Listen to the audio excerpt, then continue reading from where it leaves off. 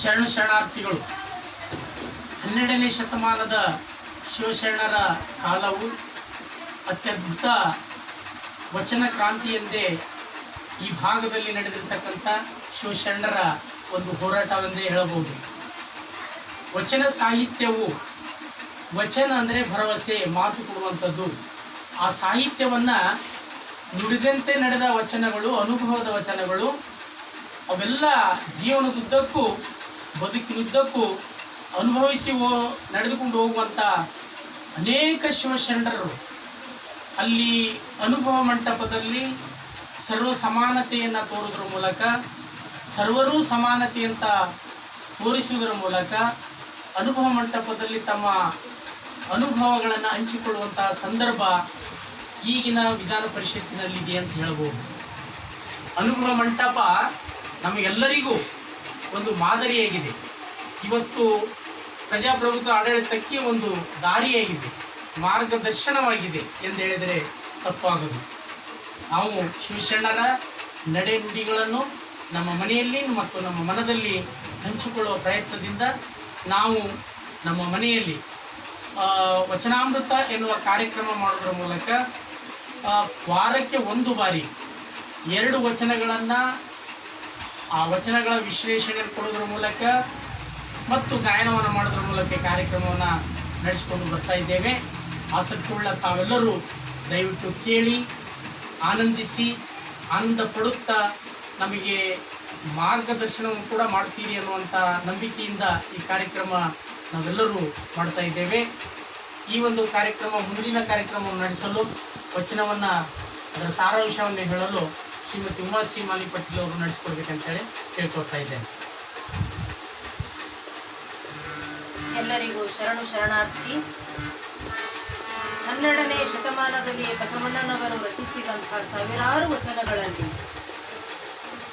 ಬಹಳ ಅರ್ಥವುಳ್ಳಂತಹ ವಚನಗಳು, ಕೇವಲ 2 ವಚನಗಳನ್ನು ಇಂದಿನ ದಿವಸಕ್ಕೆ ಆಯ್ಕೆ ಮಾಡಿಕೊಳ್ಳಲಾಗಿದೆ. ಆ ವಚನದಲ್ಲಿ ಮೊದಲನೆಯದಾಗಿ, ಉಳ್ಳವರು ಶಿವಾಲಯ ಮಾಡುವರು, ನಾನೇನು ಮಾಡುವೆ ಬಡವನಯ್ಯ, ಎನ್ನ ಕಾಲೇ ಕಂಬ, ದೇಹವೇ ದೇಗುಲ, ಶಿರವೇ ಹೊನ್ನ ಕಲಶವಯ್ಯ, ಕೂಡಲ ಸಂಗಮ ದೇವ ಕೇಳಯ್ಯ, ಸ್ಥಾವರ ಕಳಿವುಂಟು ಜಂಗಮ ಕಳಿವಿಲ್ಲ. ಉಳ್ಳವರು ಶಿವಾಲಯವ ಮಾಡುವರು. ಉಳ್ಳವರು ಅಂತಂದರೆ ಶ್ರೀಮಂತರು, ಹಣವಂತರು. ಎಲ್ಲಿ ನೋಡಿದಲ್ಲಿ ನಿಮ್ಮ ದೇವಸ್ಥಾನವನ್ನು, ಗುಡಿ ಗುಂಡಾರವನ್ನು, ಮಂದಿರಗಳನ್ನು ಕಟ್ಟಿಸುತ್ತಾರೆ. ಆದರೆ ನಾನೇನು ಮಾಡಲಿ ಬಡವನಯ್ಯ, ಬಸವಣ್ಣನವರು ಹೇಳ್ತಾರೆ, ಆದರೆ ನಾನೇನು ಮಾಡಲಿ ಬಡವನಯ್ಯ ಎಂದು ತಮ್ಮ ಗುರುವಿನಲ್ಲಿ ವಿನಂತಿಸಿಕೊಂಡು ಹೇಳುವರು. ನಾ ಬಡವನಾದುದರಿಂದ ನನ್ನ ಕಾಲೇ ಕಂಬ, ದೇಹವೇ ದೇಗುಲ, ದೇವಾಲಯ ಮಾಡಿಕೊಂಡು ನನ್ನ ದೇಹವನ್ನು ನಿನ್ನ ಸೇವೆಗೆ ಮುಡುಪಾಗಿಡುತ್ತೇನೆ ಎಂದು ಈ ಒಂದು ಪರಿವರ್ತನೆಯಾಗುವಂತಹ ಇಷ್ಟಲಿಂಗ ಧಾರಣೆಯನ್ನು ವಚನಕಾರರು ಬಹಳ ಒತ್ತಿ ಹೇಳಿದ್ದಾರೆ. ದೇವರಿಗಾಗಿ ತನ್ನ ತಲೆಯೇ ಬಂಗಾರದ ಒಂದು ಕಲಶವನ್ನಾಗಿ ಕಿರೀಟವೆಂದು ಹೇಳಿದ ಕೂಡಲ ಸಂಗಮ ದೇವರನ್ನು ನೆನೆಯುತ್ತಾ, ಸ್ಥಾವರವೆಂಬುದು ಅಚಲವಾದುದು, ಇದ್ದಲ್ಲಿಯೇ ಇರುವಂತಹದ್ದು,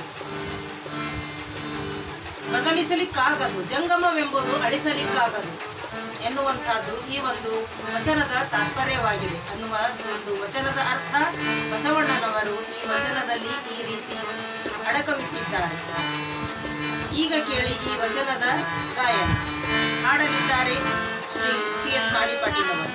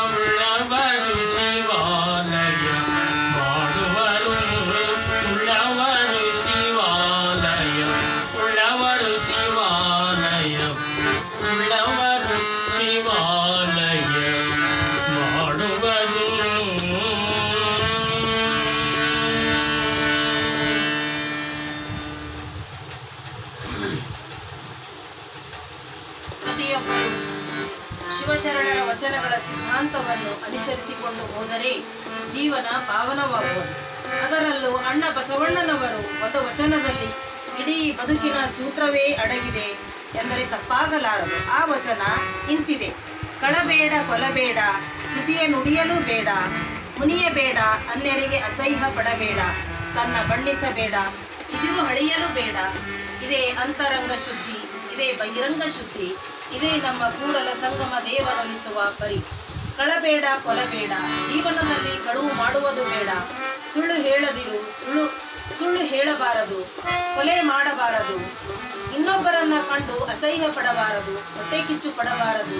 ದ್ವೇಷ, ಅಸೂಯೆ ಇವುಗಳನ್ನ, ಸಿಟ್ಟು, ಕೋಪ ಇವುಗಳಿಂದ ದೂರವಿರುವುದು ಒಳ್ಳೆಯದು. ಅನ್ಯರು ಅಂದರೆ ಬೇರೆಯವರನ್ನ ಕಂಡರೆ ಅಸಹ್ಯವಾಗಿ ನೋಡದಿರು, ಅಸಹ್ಯವಾಗಿ ನೋಡಬೇಡ.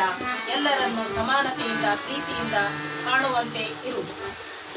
ನಿನ್ನ ನೀನು ಹೊಗಳದಿರು, ತನ್ನನ್ನು ತಾನು ಬಣ್ಣಿಸಬೇಡ. ನನ್ನನ್ನು ನಾನೇ ಹೊಗಳಿಕೊಳ್ಳುವುದು ಒಳ್ಳೆಯದಲ್ಲ. ಇತರರನ್ನು ಒಳ್ಳೆಯ ಗುಣವನ್ನು ಕೊಂಡಾಡು, ಹೊಗಳು. ಇದೇ ಅಂತರಂಗ ಶುದ್ಧಿ. ಇದೇ ಒಳಗೂ ಹೊರಗೂ ಒಂದು ಪವಿತ್ರವಾಗಿ ಇರುವಂಥ ಮನಸ್ಸು. ಬಹಿರಂಗದಲ್ಲೂ ಕೂಡ ಪವಿತ್ರವಾಗಿದ್ದು, ಅಂತರಂಗದಲ್ಲೂ ಕೂಡ ಪವಿತ್ರವಾಗಿದ್ದು, ಒಂದು ಪ್ರಾಮಾಣಿಕತನದಿಂದ ಶುದ್ಧತನದಿಂದ ಇರುವುದು ಎಂದರೆ ಅಣ್ಣ ಬಸವಣ್ಣನವರು ಹೇಳಿರುವುದು ಮನುಜ ಬದುಕಿನಲ್ಲಿ ಕಲಿಯುವಂತಹದ್ದು. ಅದನ್ನು ನಾವು ಈ ವಚನಗಳ ಮೂಲಕ ಅದನ್ನು ಅರ್ಥ ತಿಳಿದುಕೊಂಡು ನಮ್ಮ ಜೀವನದಲ್ಲಿ ಎರಡು ವಚನಗಳು ಒಂದೊಂದು ಸಾಲಿನ ಪ್ರಕಾರ ಅದರ ಒಂದು ಸಾರಾಂಶವನ್ನು ನಮ್ಮ ಜೀವನದಲ್ಲಿ ಪರಿಪಾಲಿಸಿಕೊಂಡು ಆಚರಣೆಗೆ ತಂದಲ್ಲಿ ನಮ್ಮ ಜೀವನವನ್ನು ಪಾವನವನ್ನಾಗಿಸಿಕೊಳ್ಳುವುದರಲ್ಲಿ ಸಂದೇಹವಿಲ್ಲ ಎಂದು ಅಣ್ಣ ಬಸವಣ್ಣನವರು ನಮಗೆ ಸರಳ ಶೈಲಿಯಲ್ಲಿ ತಿಳಿಸಿಕೊಟ್ಟಿದ್ದಾರೆ. ಈಗ ಕೇಳಿ ಈ ವಚನ: ಕಳಬೇಡ, ಕೊಲಬೇಡ.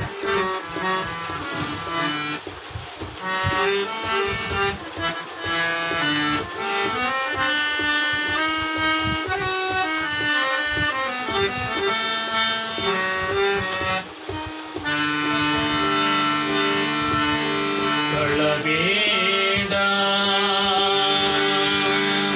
ಕೊಲಬೇಡ,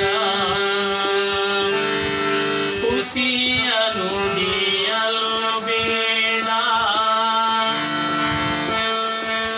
ಕಳಬೇಡ, ಕೊಲಬೇಡ, ಹುಸಿಯ ನುಡಿಯಲು ಬೇಡ, ಮುನಿಯಬೇಡ, ಅನ್ಯರಿಗೆ ಅಸಹ್ಯ ಪಡಬೇಡ. ಕಳಬೇಡ, ಕೊಲಬೇಡ, ಮುನಿಯಬೇಡ, ಅನ್ಯರಿಗೆ ಅಸಹ್ಯ ಪಡಬೇಡ. ಕಳಬೇಡ, ಕೊಲಬೇಡ, ತನ್ನ ಬಣ್ಣಿಸಬೇಡ,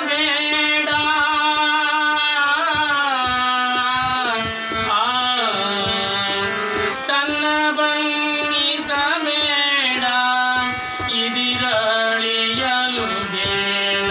ತನ್ನ ಬಣ್ಣಿಸಬೇಡ, ಇದಿರಳಿಯಲು ಬೇಡ. ಅಂತರಂಗ ಶೋಧಿ, ಇದೇ ಬಹಿರಂಗ ಶೋಧಿ, ಇದೇ ಅಂತರಂಗ ಶೋಧಿ, ಇದೇ ಬಹಿರಂಗ ಶೋಧಿ, ಇದೇ ನಮ್ಮ